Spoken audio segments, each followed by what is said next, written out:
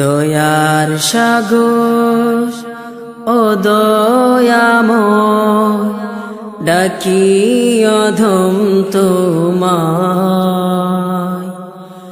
অপরাধীর বেশে হাজির হয়েছি তোমার দরগায়।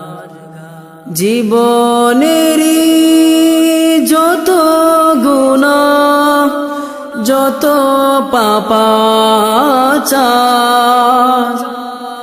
ক্ষমা করে দাও গো তুমি, ও গো রহিম রহমান, ও গো প্রভু দয়াবান। তুমি আমার মহান মালিক, তোমার